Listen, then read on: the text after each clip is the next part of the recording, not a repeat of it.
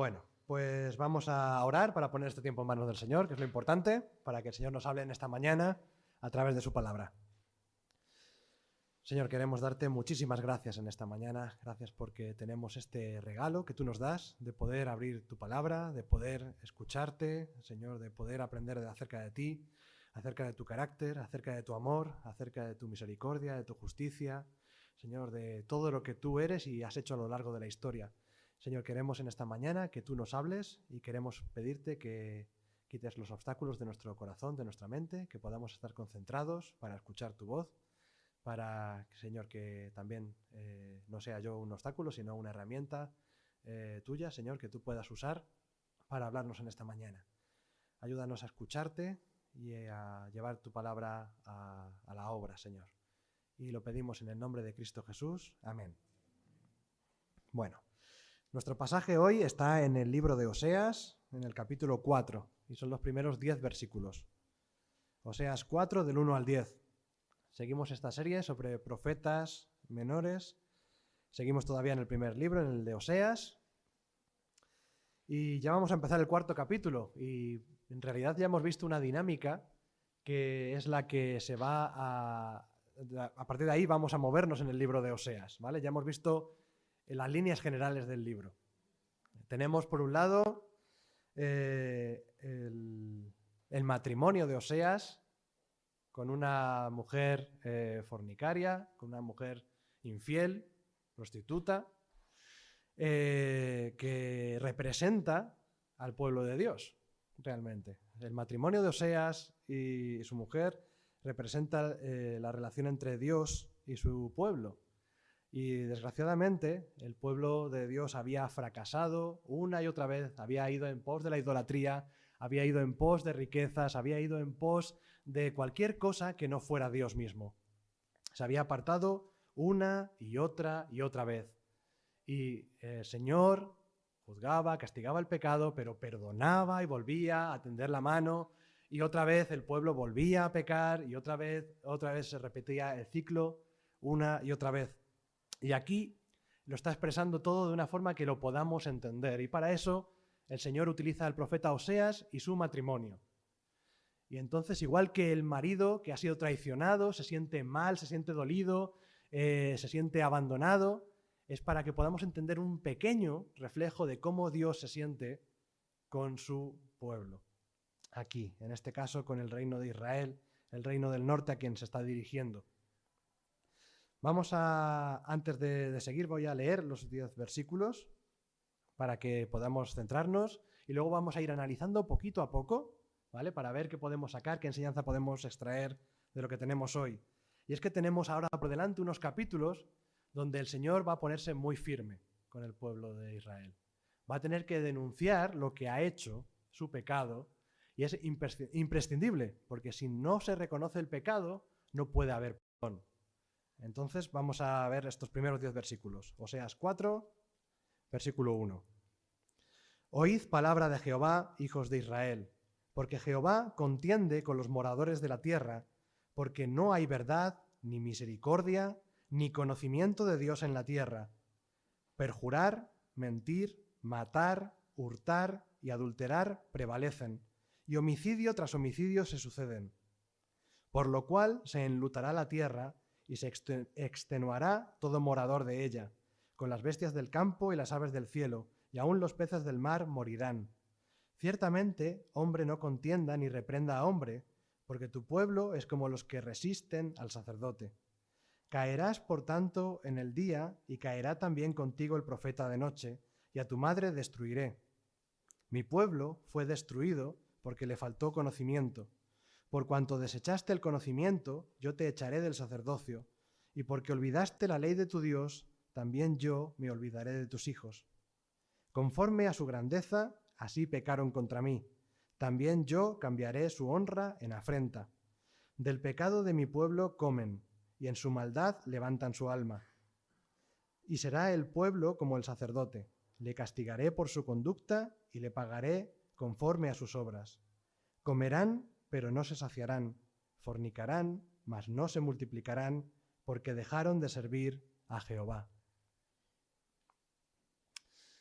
Y como podéis comprobar por lo que hemos leído, es un texto tremendamente duro. El Señor está confrontando a su pueblo y está confrontando el pecado de su pueblo. Y aquí en el versículo 1 es como si hiciera una convocatoria de juicio público. Y entonces dice: oíd palabra de Jehová, hijos de Israel, porque Jehová contiende con los moradores de la tierra. Y aquí tengo que dar un primer detalle, porque esto nos tiene que ayudar a entender bien a Oseas y a todos los profetas. Porque aquí está hablando de contender con los moradores de la tierra y puede parecernos a nosotros que está contendiendo con todo el mundo. Pero cuando aquí está refiriéndose al término tierra, y ocurre con casi todas las veces que se hace en una profecía, tierra es Haaretz, que es la tierra de Israel, no el mundo, sino la tierra de Israel. ¿Vale? Entonces no se está refiriendo a que el Señor tiene un conflicto con el mundo, que lo tiene, pero no se está refiriendo a eso, sino que está contendiendo con su pueblo, está contendiendo con Israel. Y le va a decir tres cosas que faltan en la tierra de Israel.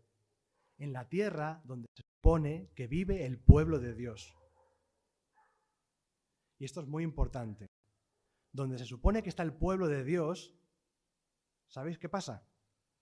Que no hay verdad, no hay misericordia y no hay conocimiento de Dios. Y esto es tremendo.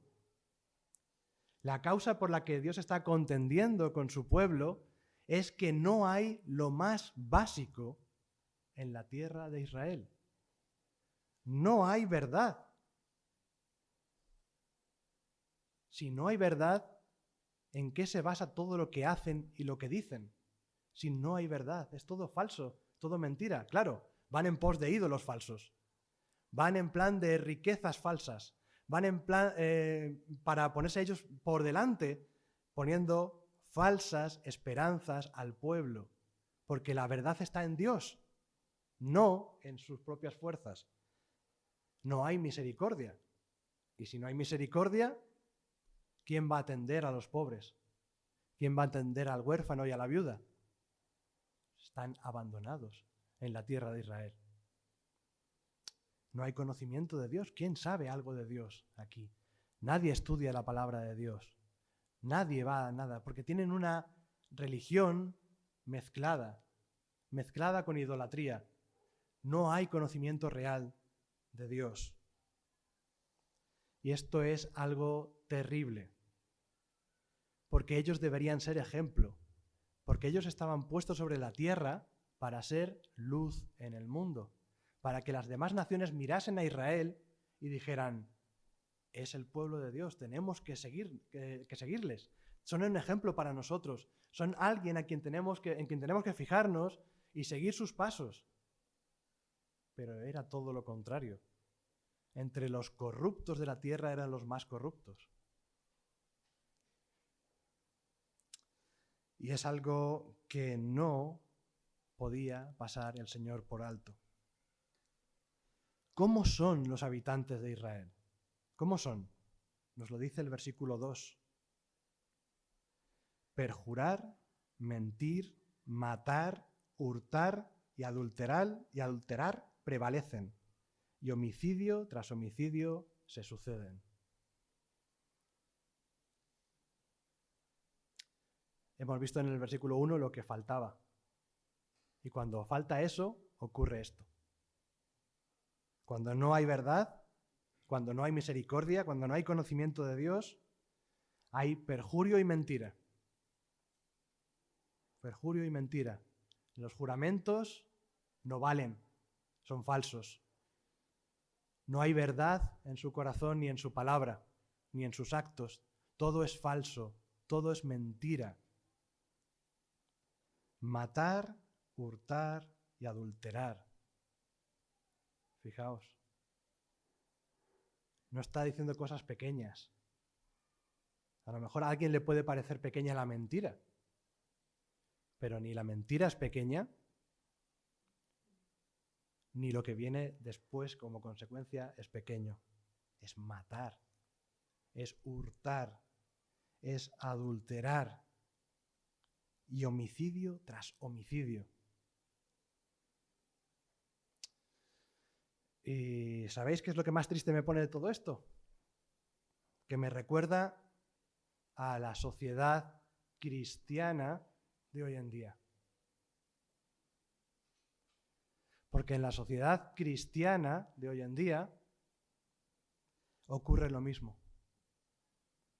Que no hay verdad, que no hay misericordia, que no hay conocimiento de Dios y que surgen todas estas cosas. El perjurio, la mentira, el asesinato, el hurto, el adulterio, el homicidio. Todo eso está en nuestra sociedad. Y no me voy a ir muy lejos, me voy a ir a España, país cristiano donde los haya, ¿verdad? ¿Qué cristianos somos? La espada de la contrarreforma. Los grandes entre los grandes. ¿Creéis que en España se perjura? ¿Creéis que alguien en España miente? No, ¿verdad? Por lo menos nuestros políticos no. Estos no mienten nunca. Son siempre honestos y como buenos representantes de su pueblo, pues hacen lo que hace su pueblo. Tampoco hurtan, ¿verdad? No se hurta. Aquí nadie roba lo que puede. Nadie, bueno, podemos decir, pero hombre, la mayoría no mata. Pues fijaos dónde hemos llegado, que estamos en un punto en el que los médicos, que deberían ser los que salvan vidas, se dedican a matar vidas de personas que aún no han nacido. Y esto es algo que se defiende, y no solamente se defiende, sino que es un derecho. Es un derecho de la mujer. El adulterio. ¿Qué vamos a hablar del adulterio? Si es que el adulterio, la fornicación, las relaciones entre parejas están completamente rotas, destruidas, corrompidas. Homicidio tras homicidio, efectivamente. Pues claro que hay homicidio tras homicidio. El problema de todo esto, de todas estas cualidades mayoritarias de una sociedad, cualidades mayoritarias en Israel, en este caso, es que hay unas consecuencias. Versículos del 3 al 5. Pero para ponernos en el resumen, es que va a haber luto. En una sociedad que se ha olvidado completamente de Dios, en una sociedad donde la mentira campa a sus anchas, en una sociedad donde no hay misericordia con los necesitados, va a haber luto.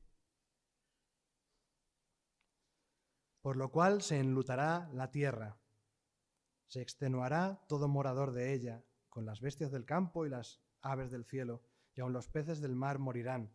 El juicio de Dios va a ser fuerte, va a afectar por completo a la sociedad. Habla aquí, versículos 4 y 5, de una especie de no haya pelea entre hombres, porque el pueblo es como los que resisten al sacerdote. Aquí también está implicado una crítica a la religión que tenía Israel. Los sacerdotes de Israel estaban haciendo algo terrible, y era mezclar el culto de Dios con el culto a las imágenes. El culto en Israel, en el reino del norte, no era como el de Judá, en el sur. Allí tenían el templo de Dios y aún seguían haciendo los sacrificios según la ley de Moisés en los mejores momentos. Pero en el norte decían que como no querían bajar al templo a Jerusalén, tenían sus propios ídolos, sus propios altares, sus propios lugares altos, donde allí sacrificaban a Dios.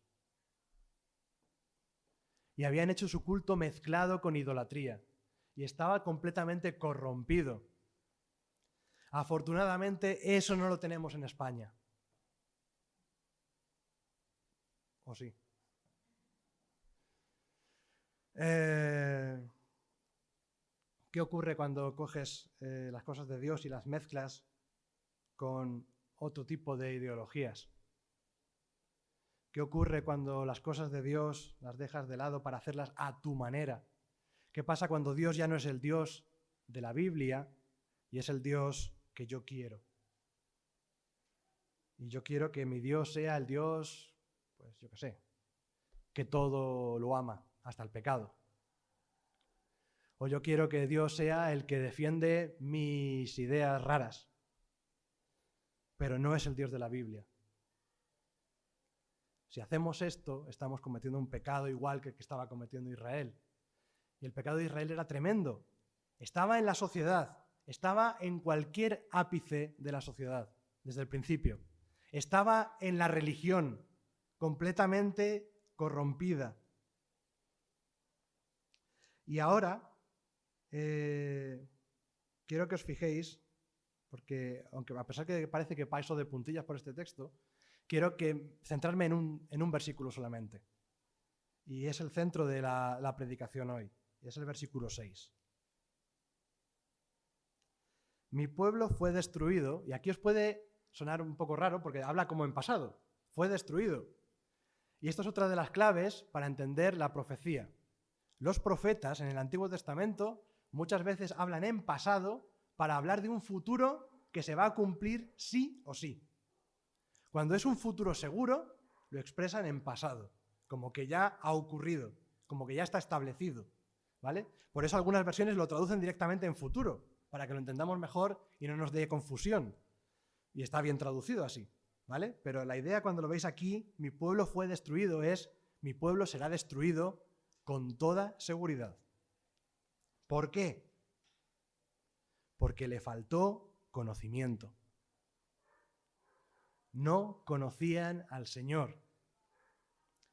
Y aquí podíamos interpretar conocimiento pues simplemente como que, bueno, efectivamente no conocían bien la ley de Dios, no habían estudiado su palabra, no habían obedecido los mandamientos,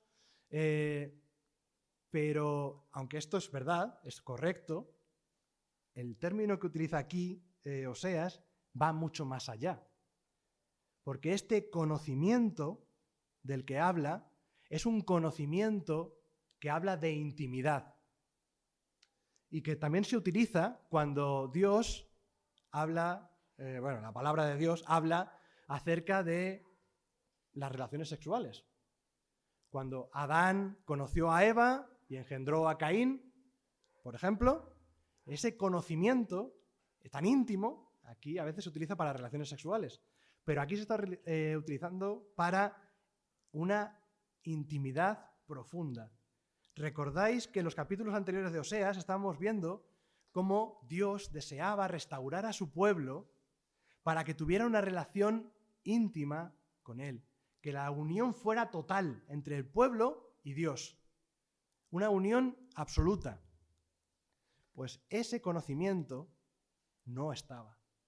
El pueblo de Dios no conocía a Dios. El pueblo de Dios no tenía una relación con Dios. ¿Por qué? Pues porque había hecho lo que le había dado la gana. Hoy con un ídolo, mañana tras las riquezas, pasado mañana tras el poder, pero nunca tras Dios, nunca detrás de Dios, nunca buscando a Dios. Mi pueblo fue destruido porque le faltó conocimiento. Por no tener una relación estrecha con el Señor, se apartó. Se apartó. Y cometió todos estos pecados porque se había olvidado de su Señor. Es como si y permitidme el ejemplo porque es el ejemplo de Oseas, es como si una esposa tuviera que estar con su marido y en vez de estar con su marido estuviera tonteando con otros hombres. ¿Qué pasa? Pues que esa relación se rompe. ¿Por qué? Porque va en busca de lo que no debe en vez de estar con quien debe.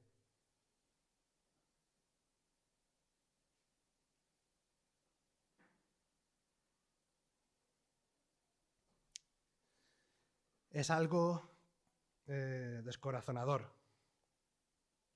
Por cuanto desechaste el conocimiento, sigue diciendo el versículo 6, o sea, no solamente te faltó conocimiento, sino que lo desechaste. Por cuanto desechaste el conocimiento, yo te echaré del sacerdocio, y porque olvidaste la ley de tu Dios, también yo me olvidaré de tus hijos. Aquí parece que el castigo va a ser definitivo. que va a haber una ruptura total.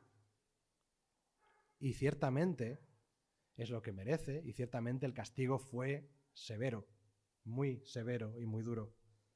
Pero no tenemos que olvidar lo que ya hemos visto en los capítulos anteriores, que a pesar del pecado del pueblo de Israel, a pesar de todo lo que merecen, a pesar de toda su maldad, aún así la misericordia, el amor del Señor es mayor, aún incluso que el justo castigo que iba a aplicar sobre Israel.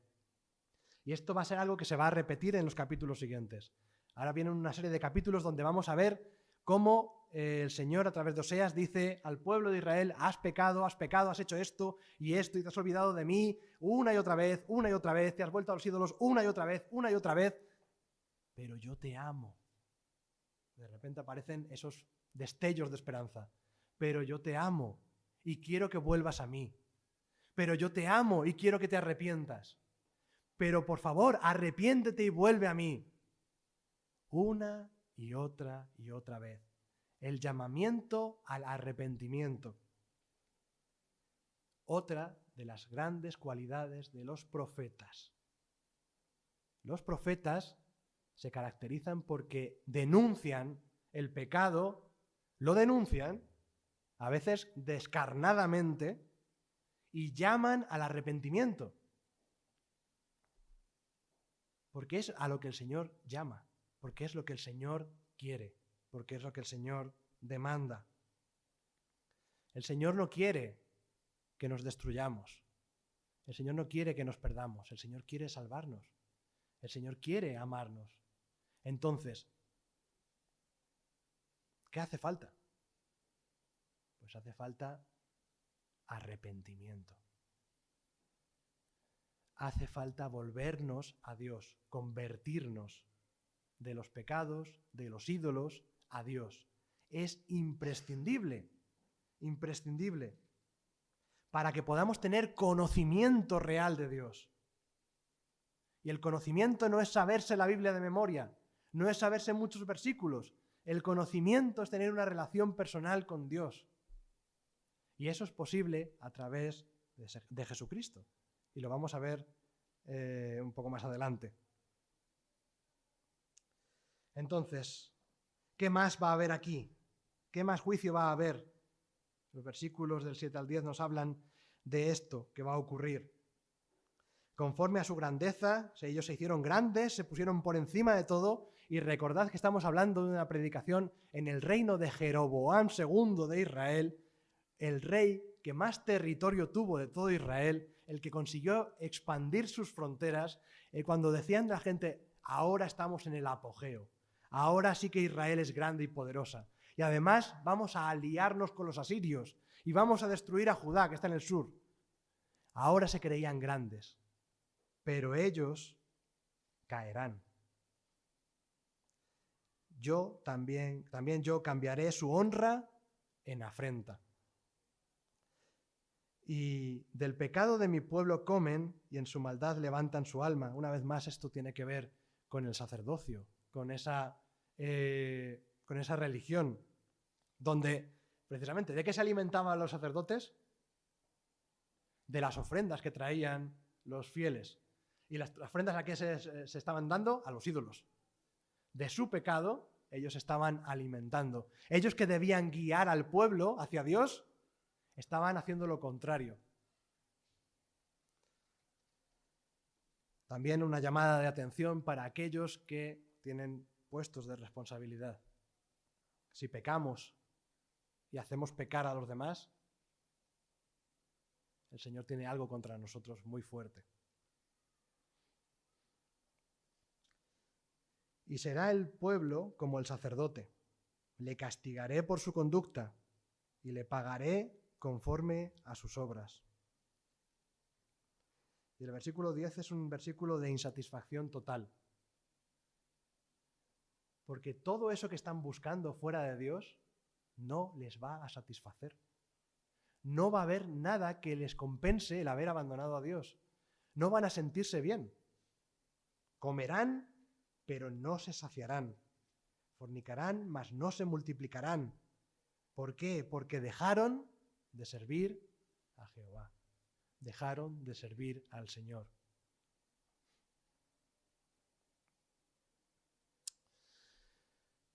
Es evidente que hay algunas diferencias entre lo que ocurre aquí con Israel y lo que ocurre con nosotros. Pero sí que hay cosas que nos llaman la atención.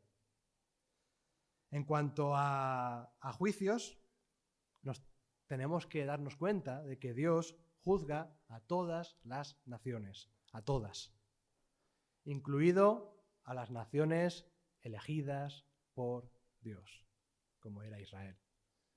Entonces, si aún a Israel juzga a Dios, ¿cómo no va a juzgar a todos los demás? Y lo vemos. Si, como a mí os gusta estudiar la historia, podemos ver claramente el juicio de Dios a las naciones una y otra vez. Y los historiadores lo explican siempre, pues bueno, hubo una decadencia por esto, por lo otro, pero en realidad lo que vemos, si lo vemos con ojos espirituales, la historia, nos damos cuenta de que las civilizaciones llegan a un punto culminante donde ellos se creen grandes, fuertes, poderosos, confían en sí mismos, degeneran muchísimo, el pecado se vuelve evidente y campa por sus anchas y después que viene la caída. Nos hacemos fuertes, pecamos, caída. Y así con todos los imperios de la historia, con todos los grandes imperios. También con el que estamos viviendo ahora. Antes o después, esta sociedad occidental en la que vivimos, maravillosa, estupenda, caerá. ¿Por qué? Porque no hay verdad, porque no hay misericordia, porque no hay conocimiento de Dios. Pero Dios siempre se guarda un remanente. Dios siempre guarda a un grupo de fieles que le siguen. Aún en medio de gente que se llama cristiana, sabemos que hay mucha gente que no es cristiana. Sabemos que hay muchísima gente que dice ser evangélico incluso, y tampoco son creyentes. Y a algunos les gustan hinchar las estadísticas y decir, bueno, en España ya somos 2 millones de evangélicos, ¡qué maravilla! Gloria a Dios, aleluya, bla, bla, bla, bla, bla. No me lo creo. No me lo creo. Porque con poco que empiezas a pinchar el globo, te das cuenta de que no hay 2 millones, ni 1, no sé cuántos miles. Y no soy yo quien lo tiene que contar, evidentemente. Pero es que es evidente. Solamente tienes que ver su verdad, su misericordia y su conocimiento de Dios. Y te das cuenta de que no lo hay. No lo hay muchas veces. ¿Qué podemos aprender entonces de este pasaje? Aparte de deprimirnos, porque yo veo esto y me deprimo, digo, madre mía, qué desastre, somos lo peor, vamos a recibir el castigo de Dios, vamos a caer, la sociedad esta va a caer, ¿qué será de nosotros? No sabemos. Bueno, ¿qué está haciendo Oseas aquí? Lo he dicho antes. Está denunciando el pecado. ¿Para qué? Para que haya arrepentimiento. En el caso de Israel, no lo hubo. Pero ¿y si lo hubiera habido? A nosotros nos es dado el predicar la palabra de Dios. ¿Vale? Nosotros hemos recibido el Evangelio de Jesucristo. Y estamos llamados a predicar el Evangelio a los demás. ¿Cierto? ¿Se nos ha dado a nosotros cambiar el corazón de las personas? No. Eso es el trabajo de Dios. Eso es Dios quien lo hace. Pero nosotros, ¿qué tenemos que hacer? Predicar la palabra de Dios. Denunciar el pecado. Si queremos que nuestra sociedad cambie, si queremos que haya esperanza para nuestra sociedad, ¿qué hay que hacer? Predicar la palabra de Dios, predicar el arrepentimiento de los pecados, predicar la vuelta a Cristo. Porque si no, si no hacemos eso, no hay esperanza ninguna. Y el Señor tocará los corazones de los que tengan que tocar y entonces esas personas se arrepentirán y volverán a Dios. Pero tenemos que hacerlo. Y se hace así, como lo hizo Oseas. ¿Vosotros creéis que los profetas eran personas populares? Los verdaderos profetas, quiero decir. No eran populares.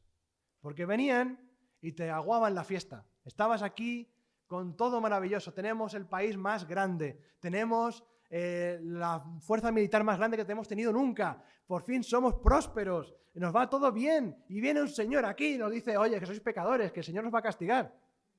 Pues no, no eres popular. No eres popular. Pero nosotros no estamos llamados a ser populares. Estamos llamados a servir al Señor antes que a los hombres. Entonces, me hace mucha gracia esta mezcla de gracia y pena, cuando veo a profetas, que lo que hacen es moverse en loor de multitudes y van todos detrás de él. Oh, profeta, qué maravilla, profeta. Oh, el profeta viene, que viene el profeta, vamos todos detrás del profeta, venga. Ah, qué bien, qué bien. Y ojalá yo fuera profeta como el profeta ese, aquel, y todo el mundo me dijera, qué maravilla, todo bien, todo estupendo, de aplausos, aplausos. El verdadero profeta no le hacen eso nunca. Nunca. El verdadero profeta cae mal porque denuncia el pecado. Y a veces yo me deprimo porque veo a las autoridades evangélicas en España, y veo que lo que quieren es hacerse la foto con los políticos. Cuando si tienes la oportunidad de hablar con un político, lo que deberías decirle, eres un pecador, arrepiéntete. Y claro, entonces, ¿qué nos van a dar? No nos van a dar nada, pues que no nos den nada. Pues que no nos den nada. Es que no es cuestión de que nos den cosas, es cuestión de decir la verdad. El Señor proveerá, por otro lado. ¿Necesitamos que nos respeten las autoridades? Pues que no nos respeten. Prefiero el respeto del Señor. Prefiero que el Señor se complazca en lo que yo hago a que me respeten las autoridades.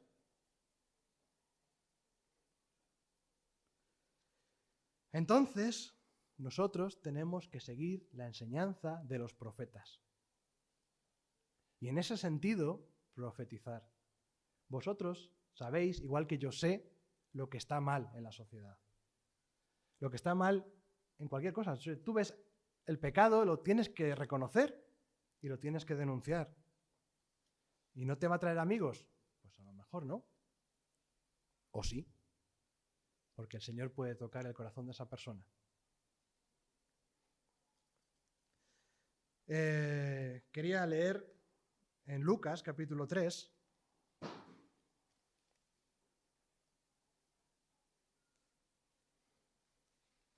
porque ya que hablamos de profetas, pues vamos a hablar del que Jesús dijo como el mayor de los profetas, que era Juan el Bautista.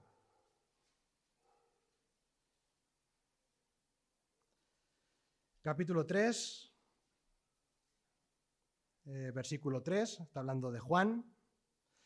Y él fue por toda la región contigua al Jordán, predicando el bautismo del arrepentimiento para perdón de pecados, como está escrito en el libro de las palabras del profeta Isaías, que dice: voz del que clama en el desierto, preparad el camino del Señor, enderezad sus sendas, todo valle se rellenará y se bajará todo monte y collado, los caminos torcidos serán enderezados y los caminos ásperos allanados, y verá toda carne la salvación de Dios. Y decía a las multitudes que salían para ser bautizadas por él: oh generación de víboras, ¿quién os enseñó a huir de la ira venidera? Pausa. Era un genio del marketing y de la psicología, no sé, para convertir y manejar a las masas. Generación de víboras.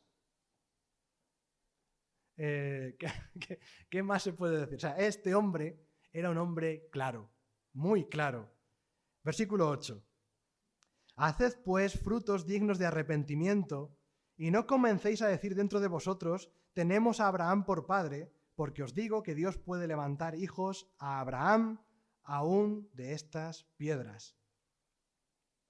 Cosa que decía Juan el Bautista, no digáis que vosotros sois el pueblo de Dios, porque habéis nacido, porque sois descendientes de Abraham.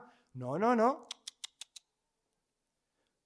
Los hijos de Dios no son los que son descendientes de Abraham. Los hijos de Dios son los que obedecen. Dios se puede hacer hijos de estas piedras. Cuidado, cuidado. Tú no eres creyente porque tus padres van a la iglesia. Tú eres creyente porque tú has creído en el Señor. Porque tú has creído que Jesús murió por tus pecados en la cruz. Porque tú te has arrepentido de tus pecados y has entregado tu vida al Señor. No porque tus padres lo hicieron. No porque lo hicieron tus abuelos. No porque has venido toda tu vida a la iglesia. Eso, la iglesia no te salva. Solo salva a Jesús. Versículo 9. Y ya también el hacha está puesta a la raíz de los árboles. Por tanto, todo árbol que no da buen fruto se corta y se echa en el fuego. Fijaos qué duro era Juan. La predicación de Juan era durísima. Él decía, no os creáis que por ser hijos de Abraham vais a tener salvación. No la tenéis por eso. No os creáis que no está preparada el hacha para cortaros de en medio si no os arrepentís y obedecéis al Señor. No os lo creáis, cuidado. Pero ¿sabéis qué? Ante una predicación genuina hubo fruto. Y el versículo 10 dice, y la gente le preguntaba diciendo, ¿entonces qué haremos? La gente iba en masa a escuchar a Juan a pesar de lo que Juan decía. Porque la gente a veces tiene una carga muy grande y no sabe identificarla al principio, pero con la predicación se llega a identificar y te das cuenta de que esa carga es tu pecado. La carga que todos llevamos a cuestas, el pecado que llevamos a cuestas todo el tiempo. Y necesitamos quitarnos esa carga. Todo el mundo tiene esa carga y necesita quitársela. Y a veces están dispuestos a escuchar. Juan luego aquí da toda una serie de consejos de cómo comportarse, preparando todo para la venida de Jesús. Quiero que os arrepintáis y que mostréis vuestro arrepentimiento con obras. ¿Para qué? Para que estéis preparados para que cuando Jesús venga, estéis listos para tomar esa vida que Él va a dar por vosotros. Nosotros ya hemos visto lo que Jesús hizo. Nosotros ya hemos sido adoptados por Jesús y ya hemos tenido esta oportunidad real, ahora sí, de tener conocimiento de Dios, de tener esa relación íntima con Dios. Ahora es posible, ahora sí. Porque Jesucristo lo hizo posible. Él fue el único que podía arreglar esto, porque el corazón de Israel estaba torcido por el pecado y estaba torcido de una forma irremediable por sí mismos. Solamente Dios podía intervenir y Dios intervino y mandó a su Hijo para que pudiera de verdad tener esa relación especial con su pueblo. Ahora sí, el Señor ha puesto a su Espíritu Santo en nuestro corazón para que podamos tener una relación íntima con Él. Una relación íntima con el Señor. Y la necesitamos. La necesitamos. No es una opción. No es, bueno, yo podría tener una mejor relación con el Señor. No. Yo necesito tener la relación más íntima posible con el Señor. Lo necesito. Todos y cada uno de nosotros lo necesitamos. Tenemos la palabra de Dios. El Señor nos habla a través de su palabra. Tenemos la oración para poder expresarnos delante del Señor, hablar y escuchar. Tenemos que relacionarnos con el Señor, porque Israel no lo hizo y por esa falta de conocimiento llegó su destrucción. No hagamos lo mismo. No podemos hacer lo mismo si de verdad hemos creído en el Señor. Y esa es la gran alegría y la gran diferencia que tenemos nosotros ahora. Como hemos visto cuando hemos estudiado las cartas de Juan, ahora, una vez que hemos entregado nuestra vida al Señor, una vez que el Señor ha entrado en nuestro corazón, que su Espíritu Santo mora en nosotros, ya hemos sido sellados, ya hemos sido guardados. Esa relación ya está establecida porque quien la establece es Jesús y no nosotros. Abracémosla. Busquemos al Señor con todo nuestro corazón, con toda nuestra mente, con todas nuestras fuerzas. Es lo que tenemos que hacer. El Señor demanda eso de nosotros, porque el Señor nos ama. Nos ama tanto, tanto, tanto, que a pesar de nuestro pecado, que ha sido lo peor, desde que pecó a Adán hasta hoy en día, cada vez peor, más corrupto, más malo, más muerte, más asesinato, más adulterio, más todo, cada vez peor. Y a pesar de eso, más grande que ese pecado, más grande que el castigo que merece ese pecado, es el amor de Dios. A veces nos cuesta entender el amor de Dios, porque es mucho más grande que nosotros. Y nuestra mente es muy limitada.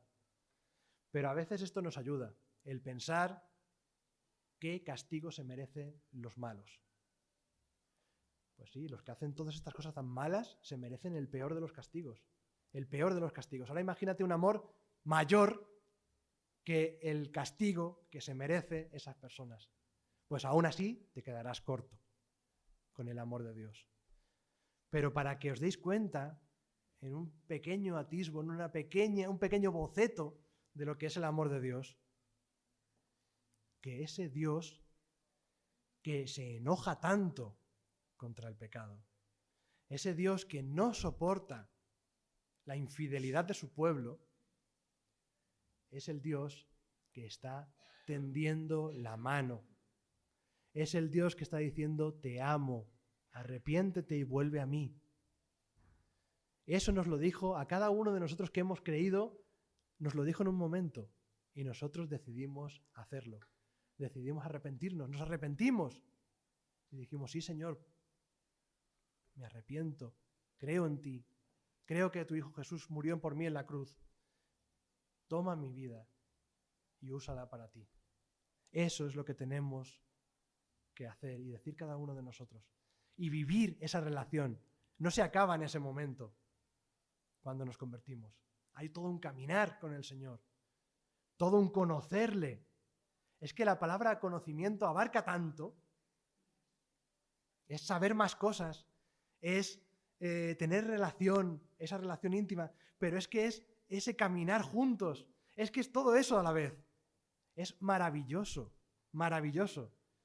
Por eso no quiero que os quedéis con el mal sabor de boca de decir, bueno, y el Señor castigará el pecado.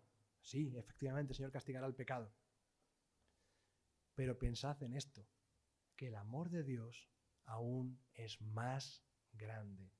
Y ese amor de Dios se puso encarnado en una cruz. Y ese amor de Dios murió por nosotros. Y ese amor de Dios resucitó al tercer día. Y ahora podemos disfrutar de ese amor. Pues que al Señor sea la gloria. Vamos a orar.